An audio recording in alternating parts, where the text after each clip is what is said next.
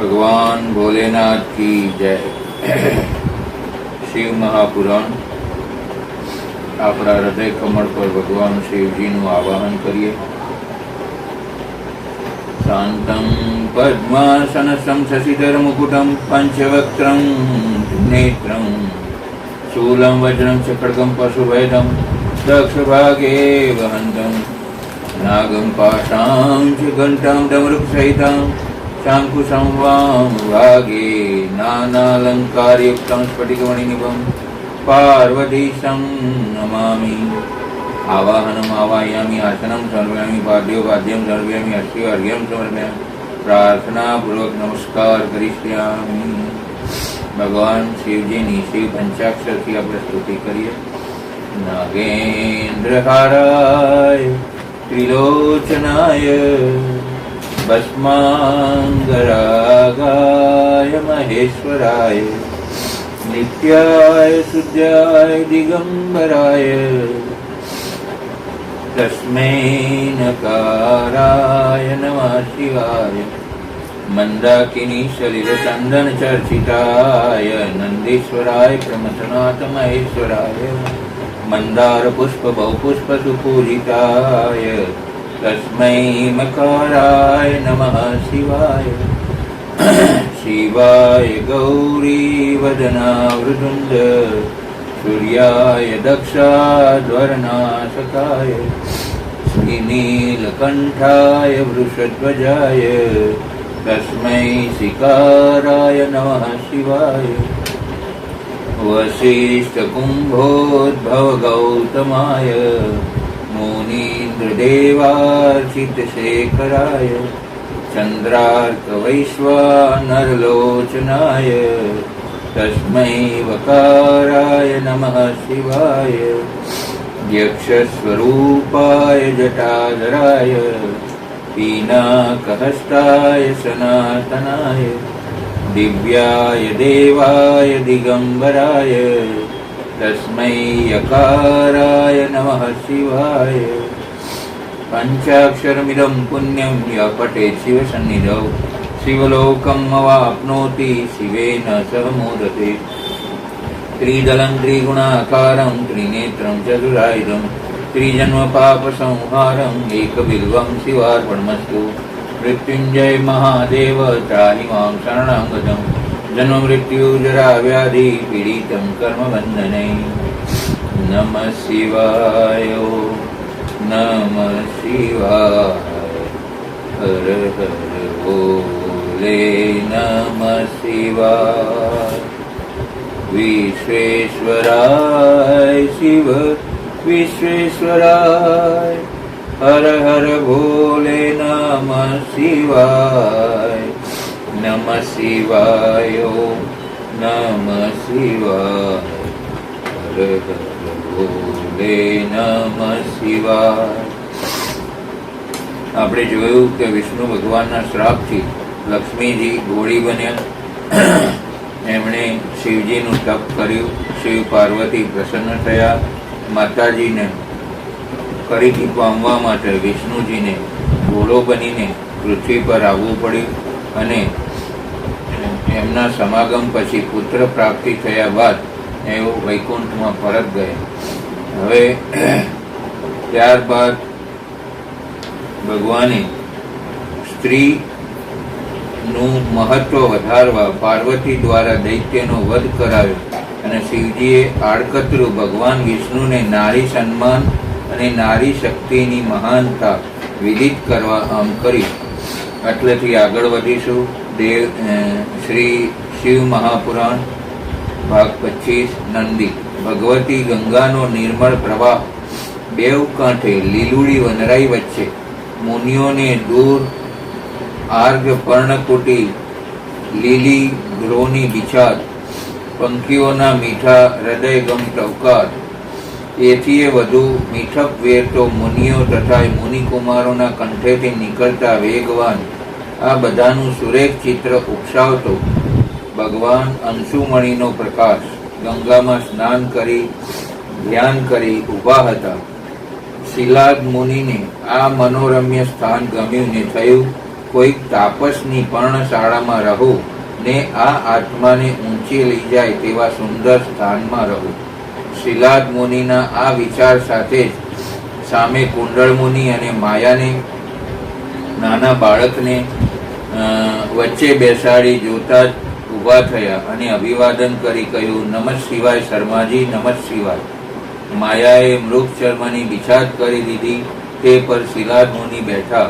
ઠંડુ જળ કુંડળ મુનિએ આપ્યું ને બોલ્યા, અમારા પર સારો અનુગ્રહ કર્યો કે આ તપોવનમાં અમારી પર્ણશાળાને જ ઉચિત માની આપ પધાર્યા. ગંગા માતાના કાંઠાના રમ્ય સ્થળને જોઈ મારું દિલ થોડો સમય અહીં થોભવા લલચાયું છે. ત્યાં તમને દંપતીને પુત્ર રમાડતા જોયા અને તમારો પહેરવેશ જોઈ ધાર્યું કે આ મુનિનો આશ્રમ છે એટલે આવ્યો છું. સારું, હવે મધ્યાહને ફળાહાર કરીને સીધાવજો. સારું, મધ્યાહન ભોજન અહીં લઈશ. આપનું શુભ નામ? શિલાદ.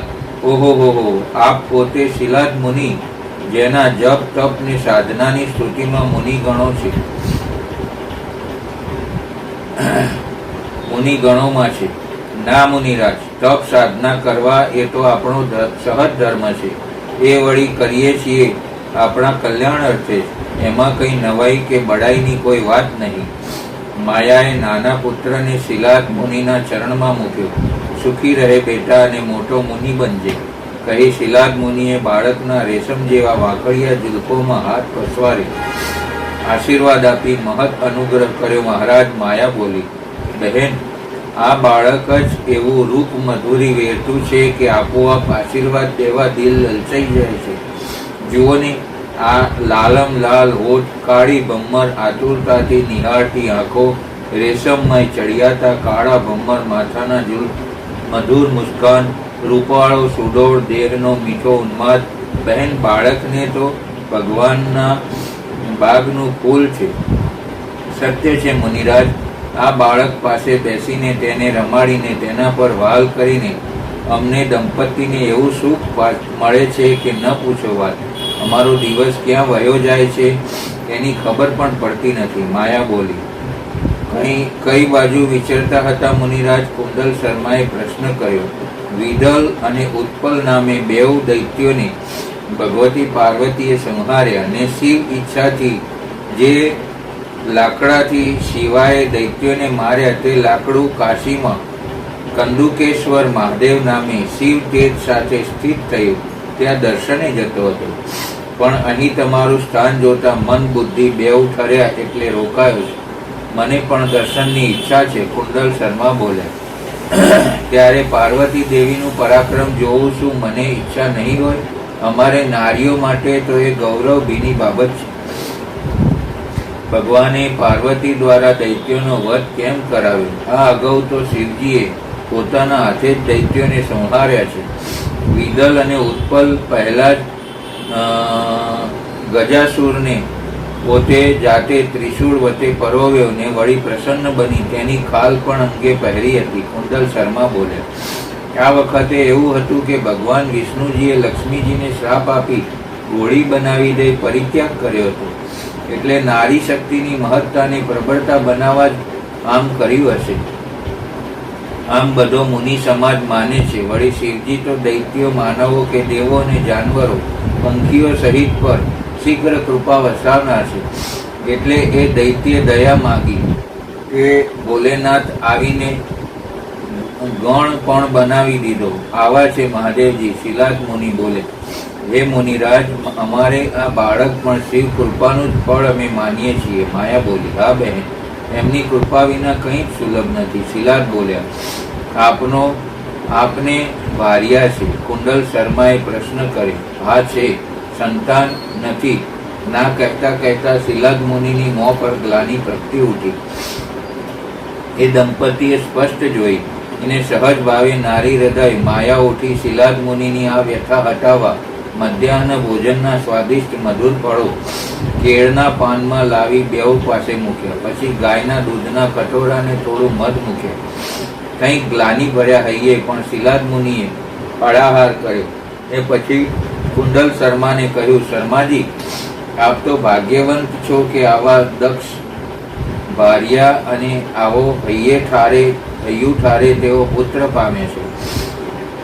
કહી શિલાદ મુનિએ માયાના બાળકના માથા પર વળી એકવાર હાથ પસવારી આશીર્વાદ આપ્યો ને ઉઠ્યા. કેમ મુનિરાજ ઉઠ્યા? હવે નીકળીશ, રોકાઓ તો જ્ઞાન ચર્ચા કરીએ. ના, વળી કોઈક વાર નીકળી આવીશ, કહી શિલાદ મુનિ ઉઠ્યા. થોડે દૂર ગયા. લાલ, નીલા, સફેદ, પીળા ફૂલ લચી પડતા ફૂલછોડ નિહાળી કુંડલ શર્માના નાના એવા જ ગુલાબી મોં વાળો બાળક સ્મરી આવ્યો ને દિલમાં થયું, અરે રે, મારે આવો બાળક ન મળે. આ સોચતા સોચતા અને પર્ણશાળાએ પાછળ રહેલા પત્ની યાદ આવ્યા ને એમણે કહેલા વ્યથિત શબ્દો યાદ આવ્યા. તમે તપ મૂર્તિ મુનિગણોમાં શ્રેષ્ઠ અને મારે સંતાન ન મળે. જ્ઞાન એ સંતાન છે. જ્ઞાન પ્રાપ્તિથી સંતાપે શોક બધું મટે છે. તમારે પુરુષોને, અમારે નારીઓને શું? તમે તો તપોવનમાં જઈ મુનિઓ સાથે શિવ કે બ્રહ્મા પાસે જ્ઞાન વિનિમય કરો, પણ અમારે નારીઓને અહીં પર્ણશાળાએ એકાકી વસવું બહુ દુઃસહ છે. ચાહે તેવી જ્ઞાની નારી પણ સંતાન વાંચે.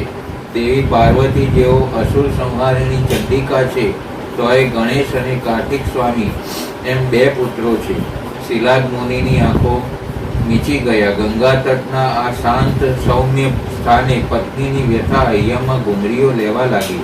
તે સોચવા લાગ્યા, હું શિવ તેજ રૂપ કંદકેશ્વર લિંગના લિંગના દર્શન કરવા જાઉં છું ને મનને પ્રસન્નતા મળે છે, પણ મારી ભાર્યા તો બિચારી સંતાન વાંચતી અપ્રસન્ને વેદનાયુક્ત છે, એનું શું? અને થોડે જ દૂર જઈ એક વૃક્ષ ગટામાં પર્ણશાળા બનાવવા લાગ્યા. આજુબાજુની જગ્યા સાફ કરી પ્રાંગણ બનાવી ત્યાં નવા ફૂલ ફળ ઝાડો રોપી પદ્માસન ભીડી બેસી ગયા. જ્યાં ક્વચિત જ કોલાહલ ઉઠતો, જ્યાં આત્માને ઊંચે લઈ જનારી નીરવતા અને શાંતિ હતી, જ્યાં મયુરો, હરણા અને વન્ય પ્રાણીઓ તાદાત્મ્ય આદિ સાથે વસતા હતા, જ્યાં મહામાતા ગંગામાં વહેતા વારી સિવાય અને વૃક્ષોમાં ઘૂમરીઓ લેતા પવન સિવાય કદાચિત અન્ય અવાજ ઉઠતો, એ શાંત સ્થાને શિલાદ મુનિ તપ કરવા લાગ્યા. જ્ઞાન, કર્મકાંડ ને યજ્ઞ, યાગ આદિના જાણકાર શિલાદ મુનિ તપ સાધનાથી વિધિ પણ જાણતા હતા, એટલે ચિત્ત વૃત્તિને ઇન્દ્રને સમર્પી ઘોર તપ કરવા માંડી. ભૂખ, તરસ, સુખ, દુઃખ વિચારી ઇન્દ્રની આરાધના માંડો. અતિ ઉત્કટ તપના પ્રભાવે ઇન્દ્ર શિલાદ મુનિની સામે આવીને ઉભા રહ્યા અને બોલ્યા, માગો મુનિરાજ, માગો. તમારા તપથી હું પ્રસન્ન થઈ વરદાન આપવા સારું આવ્યું છું. વર માગો. મને સ્વરૂપવાન રેશમી વાંકડિયા જુલ્ફો વાળો મીઠી વાણી બોલનાર જ્ઞાની પુત્ર પ્રાપ્ત થાવ, પણ એવો કે તે કદી મરે નહીં, અમર્ત્ય રહે. ના મુનિરાજ, એ મારી શક્તિ મર્યાદામાં નથી. કદી મૃત્યુ ન પામે એવો પુત્ર આપવા મારું સામર્થ્ય નથી. તો પછી મૃત્યુ પામે એવો પુત્ર લઈને હું જ્ઞાની મુનિ શું કરું? મારું તપ એળે જાય.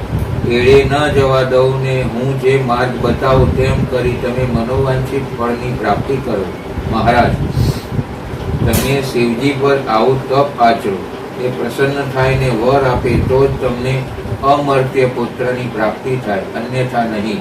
ભલે હું શિવજી પર તપ આચરીશ. ઇન્દ્ર ગયા. શિલાદ મુનિ પણ એ જ સ્થાનમાં પોતે વાવેલ ફળ ફૂલ છોડો વણી જોઈ દિશાઓને નમી પાછા તપશ્ચર્યામાં બેસવા જતા હતા, ત્યાં માયા અને કુંડળ તેમના બાળક સાથે આવી પહોંચે. દંપતી આ તાપસ મુનિને નમ્યા અને બાળકને પગે લગાડ્યા. બાળકને જોતા જ આ બાળકની પ્રાપ્તિ માટે શિલાદ મુનિનું મન અધીર બન્યું. આપ તપશ્ચર્યામાંથી ઉઠ્યા જાણી આપને દર્શને આવ્યા છીએ. હું પાછો તપમાં સંલગ્ન થાઉં છું શર્માજી. વળી પાછા આ સાધના અધૂરી રહી છે, તે વર પામવો બાકી છે. એ મળશે ત્યાં સુધી અહીં તપ કરીશ. કયા ઈષ્ટદેવ પર સદા પ્રસન્ન થાય એવું બીજું તો કોણ છે? કુંડલ મુનિ ભગવાન શિવ છે, એમની તપશ્ચર્યામાં બેસું છું. ભગવાન શિવ આપની મનોવાંછના પૂરી કરો. શિલાદ મુનિ વળી પનોતી ભીડી તપમાં લાગી ગયા. મનમાં ઓમ નમઃ શિવાય, ઓમ નમઃ શિવાયનો જાપ કરવા લાગ્યો. તપશ્ચર્યાનો તાપ મૃત્યુલોકમાં ચોમેર પ્રસરી ગયો અને ધ્યાનસ્થ શિવ જાગી પાર્વતીને કહ્યું, મારી સાથે આવવું છે? આજ્ઞા હોય તો આવું. ચાલો. ત્યાં ગંગા તટે મારા એક ભક્ત મુનિ શિલાદ પાસે. શિલાદ મુનિ આપની તપશ્ચર્યા કરે છે? હા, ચાલો. શિવ પાર્વતી વૃષભ પર બેસી જ્યાં શિલાદ મુનિ તપ કરતા હતા ત્યાં ગયા તો મુનિરાજના હોઠમાંથી સાહજિકપણે ઓમ નમઃ શિવાયનો જાપ અભંગ ચાલતો હતો. આંખો બંધ હતી, શરીર નિચેષ્ટ હતું. વૃષભ પરથી ઉતરી શિવજી શિલાદ મુનિની પાસે ગયા અને વાંસો થપથપાવી જાગૃત કરતા કહ્યું, મુનિરાજ જાગો, ઉઠો. શિલાદ મુનિએ આંખો ઉગાડી જોઈ તો સામે તેજપુંજ પાર્વતી સાથે ભગવાન નીલકંઠ ઊભા હતા. નમસ્તે દેવેશ્વર, માગો માગો, જે વરદાન જોઈએ તે માગો. શિલાદ, આમે વિના તપે ઋષિ મુનિઓની મનોવાંછના હું પૂરી કરું છું. દેવ, અમર્ત્ય એક પુત્ર આપો. અમર્ત્ય કેવળ હું જ છું, એટલે જાઓ, હું તમારે ત્યાં પુત્ર રૂપે અવતરીશ. તમે મારા પિતા ને હું તમારું બાળક બનીશ. કારણ કે હું ભક્તિ કરનાર મારા ભક્તોને સદાય વશ છું. મારો અવતાર ગ્રહવા બ્રહ્મા આદિ દેવોએ ભારે તપ કરેલ ને આરાધના કરેલ ત્યારે મેં અવતાર ધારણ કરેલ. હું જગત પિતા છું, છતાં હું તમારો પુત્ર બનીશ અને મારું નામ નંદી હશે. વરદાન આપી પાર્વતી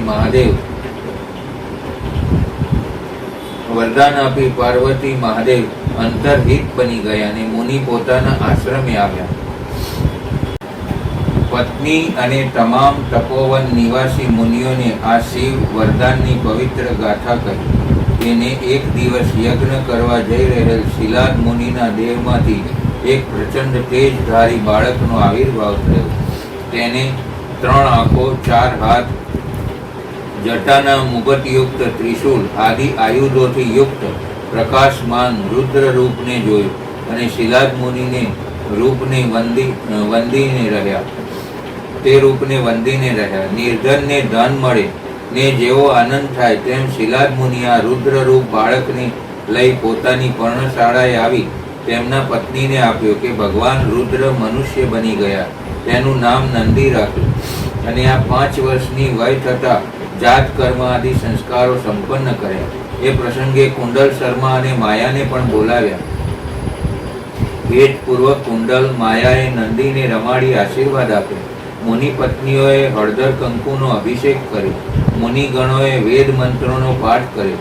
શિલાદ મુનિએ કુંડલ શર્માને આ પ્રસંગને અનુલક્ષી 5 દૂધણી ગાયો આપી. કુંડલ મુનિનો કુમાર ભદ્રાયુ અને નંદી બેઉ સાથે રમતા હતા. રૂપ રાશિમાં એકમેકથી ચડે તેવા બેઉ કુમારોને જોઈ કુંડલ અને માયા હરખાતા હતા. ઉત્સવ પૂરો થતા દંપતી પોતાના આશ્રમે ગાયો હાંકી પાછા ફર્યા. નંદીની વય 7 વર્ષની થઈ. હવે તો એના વાળ ખભા ઢળકતા થયા છે. નાના કદમ ઉઠાવી એ શિલાદ મુનિના આશ્રમની ગાયો ચારવા જાય છે. કાલી મીઠી બોલીથી માતા પિતાને પ્રસન્ન અને આનંદ વિભોર રાખે છે. તપોવનમાં નંદીના રૂપ, ગુણ, દક્ષતા અને ક્ષમતાના મુનિઓ વખાણ કરતા થાકતા નથી. આ પ્રશસ્ય બોલ દૂર તપોમુનિના મુનિ વરુણ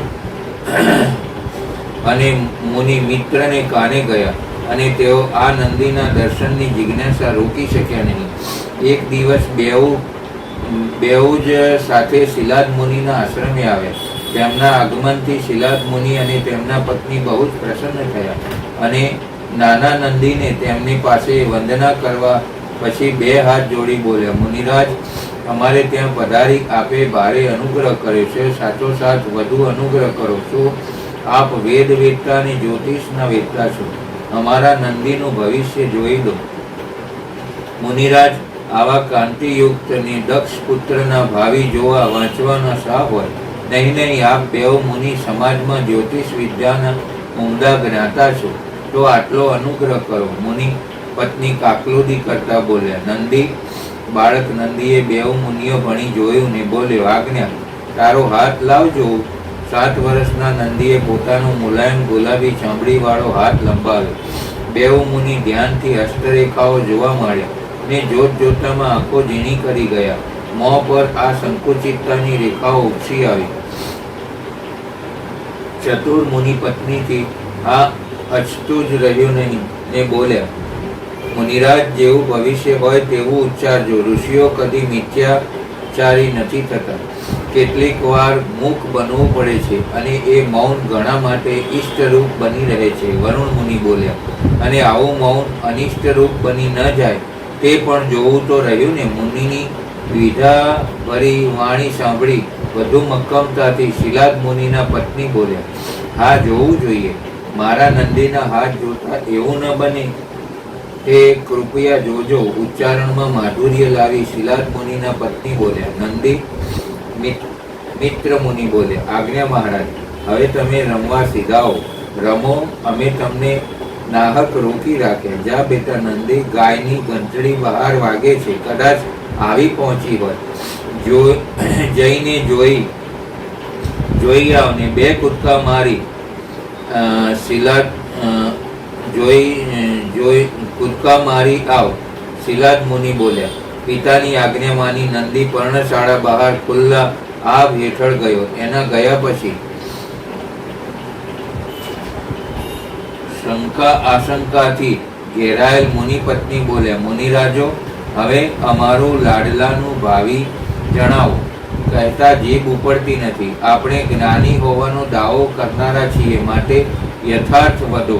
શિલાદ મુનિ બોલ્યા, મુનિરાજ, આપના કુમારનું ભાવિ સાંભળી દુઃખ થશે.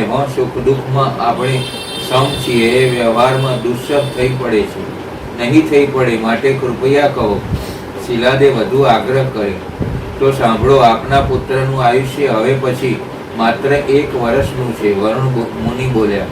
અરર, કહેતા મુનિ પત્નીએ માથું પટક્યું. શિલાદ પણ બેહોશ બની ગયા ને 2 મુનિઓ ઉઠી વિદાય થયા. ત્યાં નંદી ભીતર આવ્યો ત્યારે માતાને કલ્પાંત કરતા અને પિતાને મૂર્છિત જોયા. આ શું માં? આ શાનો ગ્લાની છે? ભાઈ, 2 મુનિરાજો તારી આવરદા 1 વર્ષની છે આવું કહીને ગયા છે. એથી તારા પિતા મૂર્છિત થઈ ગયા છે. ચિંતા ન કરો માડી, ને મારા પિતાને જાગૃત કરો. માતા પુત્રે ઉપચાર કરી મુનિને જાગૃત કર્યા. જાગી મુનિએ નંદીને છાતી સરસો લગાવ્યો ને ખૂબ રોયા.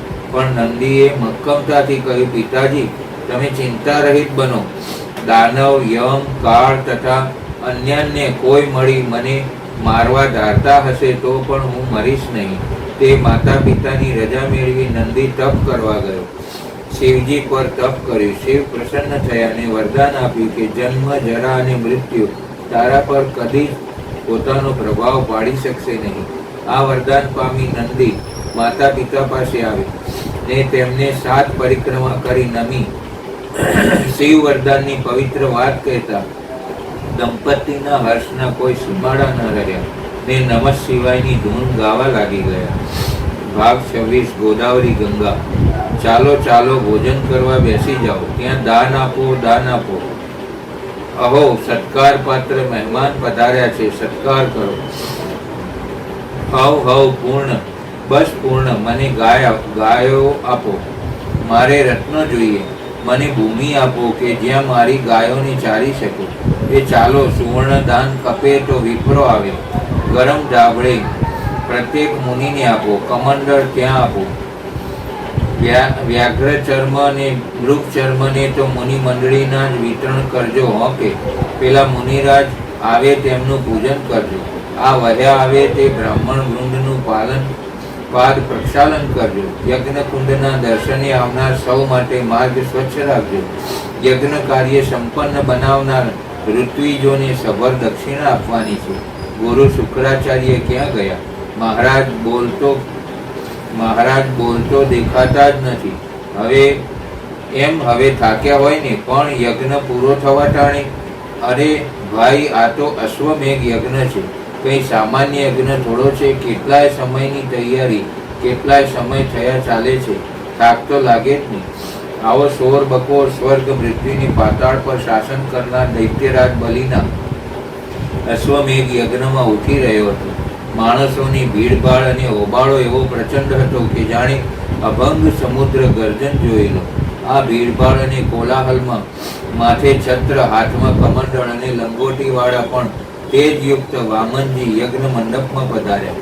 ગુરુ શુક્રાચાર્ય અને બલિ બેઠા બેઠા યાચકોને રત્નો, સુવર્ણ, હીરા, મોતી, નીલમ, માણેક, મોતી, ગાયો, પૃથ્વી, ભૂમિ ને ગરમ વસ્ત્રોનું દાન કરી રહ્યા હતા.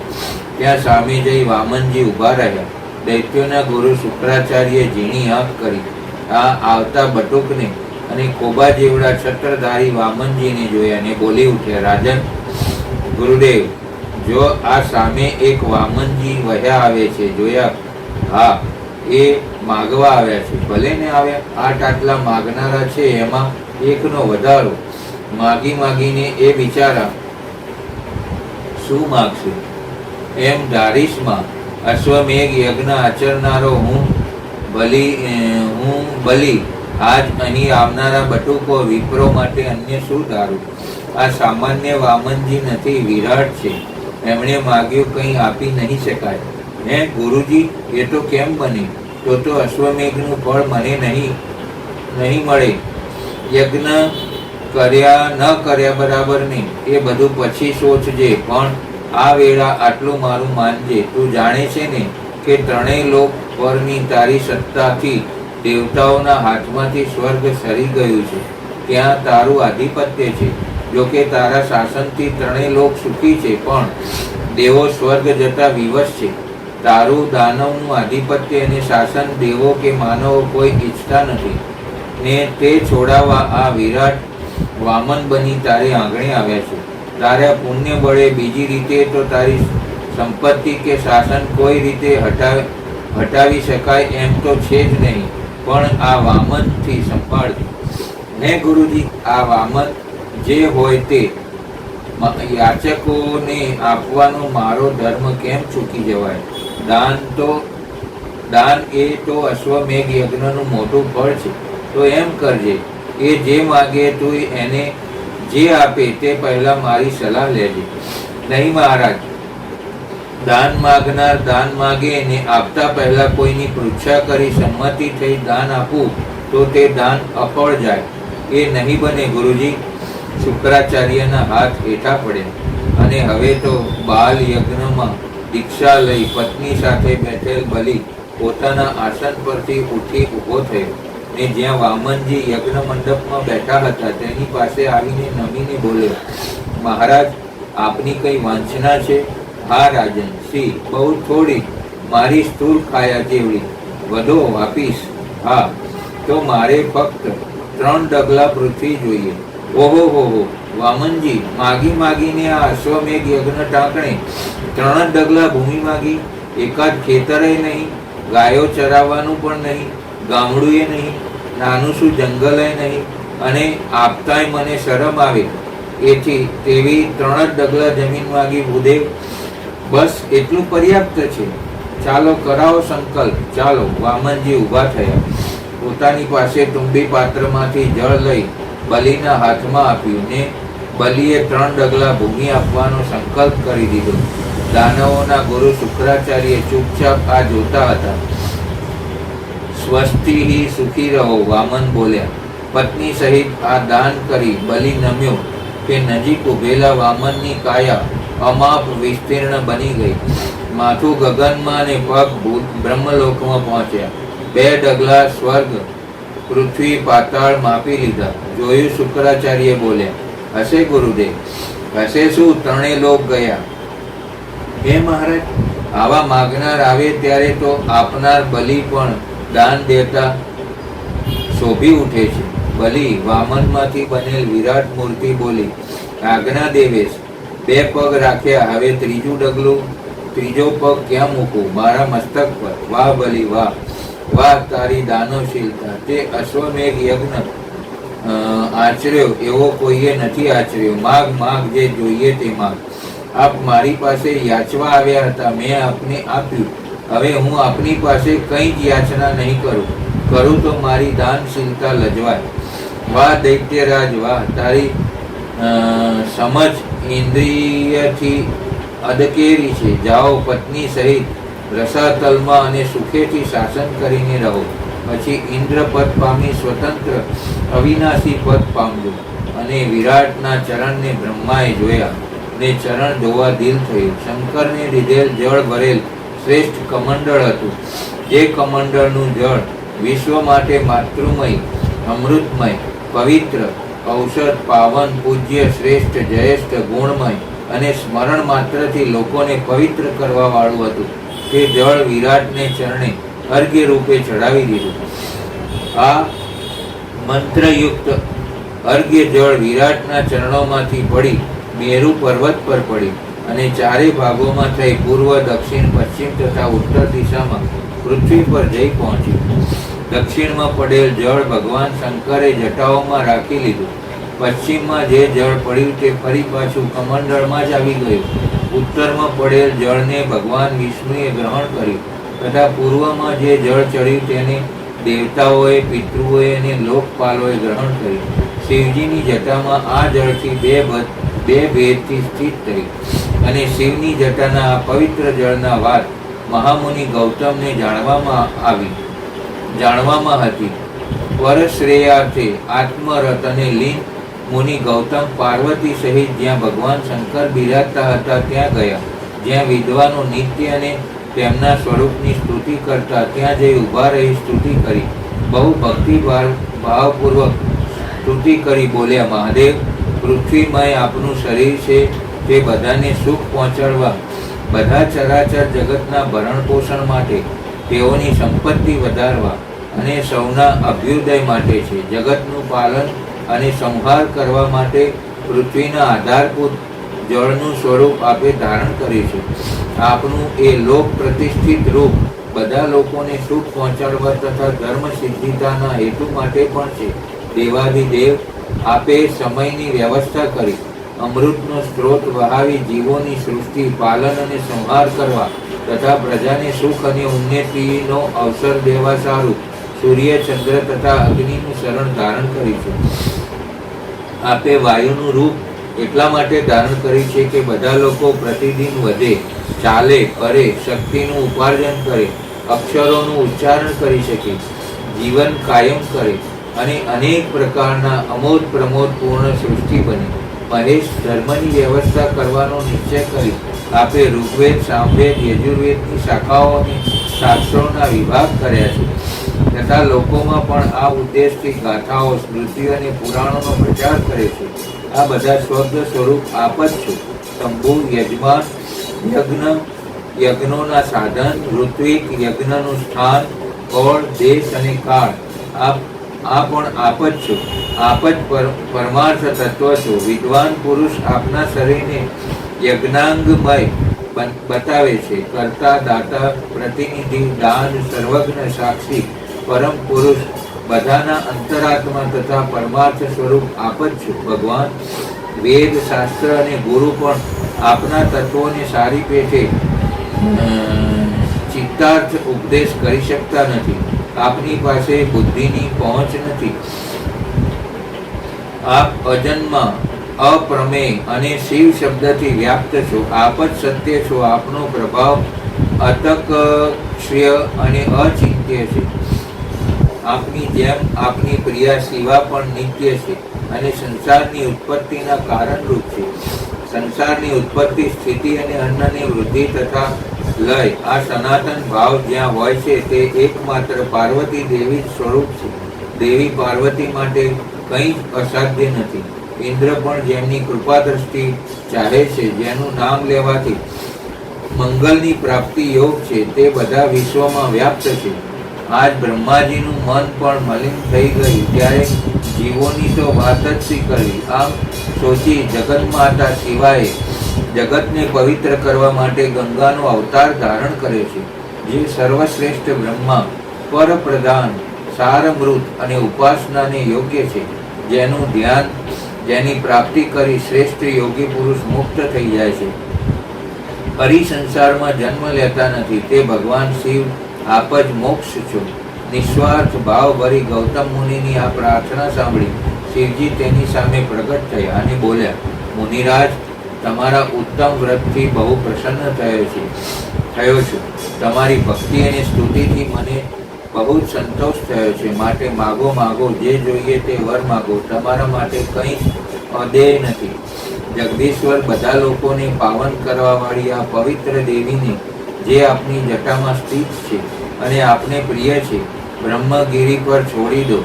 તે સમુદ્રમાં મળવા સુધી બધા માટે તીર્થમય બની રહે. તેમાં સ્નાન કરવા માત્રથી મન, વાણી અને શરીર દ્વારા કરેલ બ્રહ્મ હત્યા આદિ બધા પાપ નષ્ટ થઈ જાય. ચંદ્રગ્રહણ, સૂર્યગ્રહણ, આયનારંભ, વિષુવ વયોગ, સંક્રાંતિ તથા વૈધૃતિ યોગ આવવા પર અન્ય પુણ્ય તીર્થોમાં સ્નાન કરવાથી જે ફળ મળે છે તે એના સ્મરણ માત્રથી જ પ્રાપ્ત થઈ જાય. તે સમુદ્રમાં જ્યાં જ્યાં જાય ત્યાં ત્યાં આપ અવશ્ય રહો. તેવો શ્રેષ્ઠ વર મને પ્રાપ્ત હો તથા તેના તટથી 1 યોજનથી લઈ 10 યોજનના પટની અંદર આવેલ મહાપાતકી મનુષ્ય પણ જો સ્નાન કર્યા વિના જ મૃત્યુ પામે તો તે પણ મુક્તિને પામે. સારું મુનિરાજ, એનાથી વધીને બીજું કોઈ તીર્થ ન તો થયું છે ન થશે એ વાત સત્ય છે. તેનું નામ ગૌતમી ગંગા ગોદાવરી રહેશે. ને મુનિરાજ, જન કલ્યાણની તમારી ભાવનાની ગવારી પૂરતી રહેશે. તમે મારી આ જલયુક્ત જટા લો અને બ્રહ્મગીરીમાં પ્રવેશી તેના શિખર પર રાખશો. એ ગંગા પ્રગટ થશે. કહી શિવ અંતર ધ્યાન થઈ ગયા. ગૌતમ મુનિએ જટા હાથમાં લીધી કે આકાશ વિમાનોથી ઉભરાઈ ચાલી. તેની ઘંટડીઓ અને દેવાંગનાઓના કમરથી કટીમેઘ સુધીના ઘંટડી ઘૂઘરીના નિનાદે ગગન લીંપાઈ રહ્યું. જ્ઞાન બળે તે તપ બળે આ ઘટના જ્ઞાત તથા ઋષિમુનિઓ અને નારદ સાથે દેવગણોના કાન પર આવી. ગૌતમ મુનિની સાથે ચાલવા લાગે અને ચાલતા ચાલતા બધા ગૌતમી ગંગાનું જય પોકારતા જતા હતા. પવિત્ર ચિત્તવાળા ગૌતમી જટાને બ્રહ્મગીરીના એક શિખર પર મૂકી ભગવાન શંકરનું સ્મરણ કરી ગંગાજીને હાથ જોડી કહ્યું, 3 નેત્રોવાળા ભગવાન શિવની જટામાંથી પ્રગટ થયેલ માતા ગંગા, તમે બધા અભિષ્ટોને દેવાવાળી અને શાંત હો. અમારા અપરાધને ક્ષમા કરી અને સુખપૂર્વક અહીંથી પ્રવાહિત થઈ જગતનું કલ્યાણ કરી દેવી ત્રણેય લોકનું કલ્યાણ કરવા સારું મેં તમારી યાચના કરી છે. અને ભગવાન શંકરે પણ એ ઉદ્દેશની સિદ્ધિ માટે તમને આપ્યા છે. તેથી અમારો આ મનોરથ અસફળ ન થવો જોઈએ. મુનિ ગૌતમના વચન સાંભળી ભગવતી ગંગાએ તેનો સ્વીકાર કર્યો અને પોતે આપોઆપ પોતાના 3 સ્વરૂપોના વિભક્ત થઈ સ્વર્ગલોક, મૃત્યુલોક અને રસાતાળમાં ફેલાઈ ગયા. સ્વર્ગમાં એમના પર 4 રૂપ થયા. મૃત્યુલોકમાં તે 7 ધારાઓમાં વહેવા માંડી. રસાતળમાં પણ તેમની 4 ધારાઓ થઈ. આમ એક જ ગંગાના 15 આકાર થઈ ગયા. ગંગા દેવી સર્વત્ર છે, સર્વભૂત સ્વરૂપા છે તથા પાપોના નાશ કરવા વાળી તથા બધી અભિષ્ટ વસ્તુઓ આપવા વાળી છે. વેદોમાં સદાય એના યશનું ગાન ગવાયું છે. જેની બુદ્ધિ અજ્ઞાનથી મોહિત છે તે મૃત્યુલોકમાં નિવાસ સમજે છે કે ગંગા ઉદય મૃત્યુલોકમાં જ, પાતાળ અથવા સ્વર્ગમાં નથી. ભગવતી ગંગા જ્યાં સુધી પહોંચી સાગરમાં મળે છે ત્યાં સુધી એ દેવમયી મનાય છે. મહર્ષિ ગૌતમે છોડી કે તે પૂર્વ સમુદ્ર ભણી ચાલી ગઈ. એ સમયે કલ્યાણમયી જગત માતા ગંગાની મુનિ ગૌતમે પરિક્રમા કરી. એ પછી એમણે ભગવાન ત્રંબકનું પૂજન કર્યું. એમનું સ્મરણ થતાં જ કરુણા સિંધુ ભગવાન શિવ ત્યાં પ્રગટ થઈ ગયા. તેમને વંદી પૂજા કરી ગૌતમે કહ્યું, દેવેશ્વર, જ્યારે આપનો આટલો અનુગ્રહ છે ને આપ મારા પર પ્રસન્ન થઈ અહીં પધાર્યા છો ત્યારે લોકોના હિત માટે મને આ તીર્થમાં સ્નાન કરવાની વિધિ બતાવો. શિવજી અનુગ્રહિત બની બોલ્યા, મહર્ષિ, ગોદાવરીમાં સ્નાન કરવાની બધી વિધિ સાંભળો. પહેલા નાંદી મુખ સ્નાન કરી શરીરને શુદ્ધ કરવું જોઈએ. પછી બ્રાહ્મણને ભોજન કરાવો અને તેઓની સ્નાન કરવાની આજ્ઞા લો. તે પછી બ્રહ્મચર્યનું પાલન કરતા જતા ગોદાવરી નદીમાં સ્નાન કરવા જાઓ. એ સમયે પતિત મનુષ્યો સાથે વાર્તાલાપ ન કરે. જેના હાથ, પગ અને મન સારી પેટે સંયમશીલ છે તે જ તીર્થનું પૂરું ફળ પામે છે. દુર્ભાવનાનો પરિત્યાગ કરી પોતાના ધર્મમાં સ્થિત રહે અને થાકેલા, માંદા અને પીડિત મનુષ્યોની સેવા કરી તેઓને યથાયોગ્ય અન્ન આપે. તેની પાસે કંઈ નથી એવા સાધુઓને વસ્ત્ર અને કામળા દે. ભગવતી ગંગાના પ્રાગટ્યની પવિત્ર કથા સાંભળી. આ વિધિથી યાત્રા કરવાવાળા મનુષ્ય તીર્થના ઉત્તમ ફળને પામે છે. ગૌતમ, ગોદાવરી નદીમાં 2 હાથ ભૂમિ પર શિવ તીર્થ થશે. ત્યાં હું સર્વત્ર વસી બધાની કામનાઓને પૂર્ણ કરતો રહીશ. સરિતાઓમાં નર્મદા અમરકંટક પર્વત પર અધિક પવિત્ર મનાય છે. યમુનાની વિશેષ મહત્વ એ સ્થાન પર છે જ્યાં તે ગંગાને મળે છે. સરસ્વતી નદી પ્રભાસ તીર્થમાં ઉત્તમ બતાવી છે. કૃષ્ણા, ભગીરથી અને તુંગભદ્રા આ 3 નદીઓનો જ્યાં સંગમ થયો છે તે તીર્થ મનુષ્યને મુક્તિ દેવાવાળું છે. આ રીતે પયોષ્ઠી નદી પણ જ્યાં તાપીને મળે છે તે તીર્થ મોક્ષદાયક છે. પરંતુ આ ગૌતમી ગંગા મારી આજ્ઞાથી સર્વત્ર અને બધા મનુષ્યને સ્નાન કરવાથી મોક્ષ પ્રદાન કરશે. કોઈ તીર્થ કોઈ વિશેષ સમયમાં દેવતાનું શુભાગમન થવાથી અધિક પુણ્યમય મનાય છે. પણ ગોદાવરી નદી સદાય બધા જ માટે તીર્થ છે. મુનિ શ્રેષ્ઠ 200 યોજનની અંદર ગોદાવરી નદીમાં 3.5 કરોડ તીર્થ હશે. આ ગંગા નામોથી પ્રસિદ્ધ થશે: મહેશ્વરી, ગંગા, ગૌતમી, વૈષ્ણવી, ગોદાવરી, નંદા, સુનંદા, કામિયની, બ્રહ્મતેજ, સમાનિતા તથા બધા પાપ વિનાશિની. ગોદાવરી મને સદા જ પ્રિય છે. આટલા સ્મરણ માત્રથી પાપ રાશિનો વિનાશ કરવા વાળી છે. પંચમહાભૂતોમાં જળ શ્રેષ્ઠ છે. જળમાં પણ જે તીર્થ જળ છે તે સર્વશ્રેષ્ઠ મનાયું છે. તીર્થ જલમાં પણ ગૌતમી ગંગા શ્રેષ્ઠ છે, કેમ કે તે મારી જટાની સાથે લેપાયેલ છે. તેથી એનાથી વધીને કલ્યાણકારી તીર્થ બીજું કોઈ નથી. મુનિ, સ્વર્ગ અને મૃત્યુ અને પાતાળમાં પણ ગંગા બધા મનોરથોને પૂર્ણ કરનારી છે. કહી શિવજી અંતર ધ્યાન થઈ ગયા. ગૌતમ મુનિ આ પવિત્ર ગોદાવરીના વહેતા નીર સામે તત્કાળ બ્રહ્મ ભોજ કરાવવા નિર્ણય કર્યો. તેના સાધનો મંગાવી નિષ્ઠ ભોજનથી બ્રાહ્મણોને અને સાધુઓને પરિતૃપ્ત કરી યથોચિત દાન કર્યા. શિવપુરાણનો હવે પછીનો ભાગ આપણે આવતીકાલે લઈશું. અહીંયા કથાને વિરામ આપીએ છીએ. નમઃ શિવાય. ઓમ નમઃ શિવાય. હર હર બોલે. નમઃ શિવાય. વિશ્વેશ્વરાય શિવ વિશ્વેશ્વરાય. હર હર ભોલે. નમઃ શિવાય. નમઃ શિવાય. નમઃ શિવાય. હર હર ભોલે. નમઃ શિવાય. જટાધરાય શિવ જટાધરાય. હર હર ભોલે. નમઃ શિવાય. નમઃ શિવાય. નમઃ શિવાય. હર હર ભોલે. નમઃ શિવાય. આખા વર્ષમાં પવિત્ર શ્રાવણ મહિનો જે ભોળાનાથનો મહિનો છે, એવા પવિત્ર શ્રાવણ મહિનામાં ભગવાનની કૃપાથી અને આપણે શિવ પુરાણનું પઠન પાઠન કરી રહ્યા છીએ.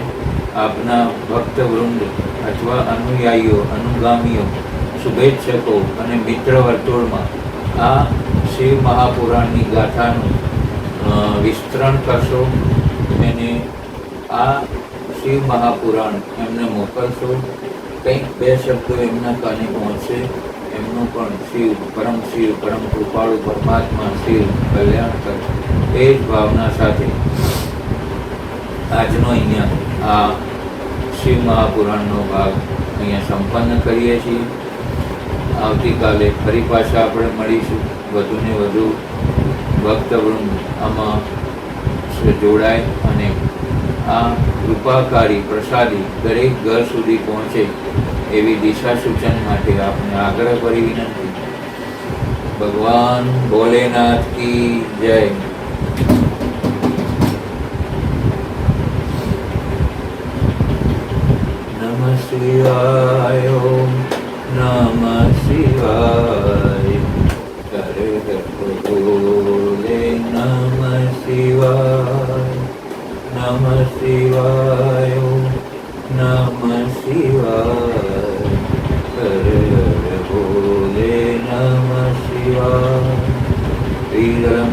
नानाकारं त्रिनेत्रं चतुरायुधं त्रिजन्मपापसंहारम् एकबिल्वं शिवार्पणमस्तु। मृत्युञ्जय महादेव त्राहि मां शरणं गतं जन्ममृत्युजराव्याधि पीडितं कर्मबन्धने ॐ नमः शिवाय ॐ।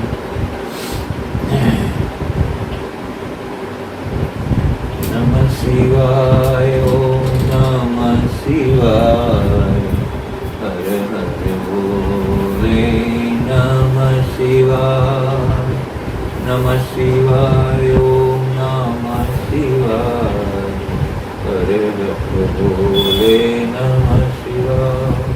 भगवान भोलेनाथ की जय।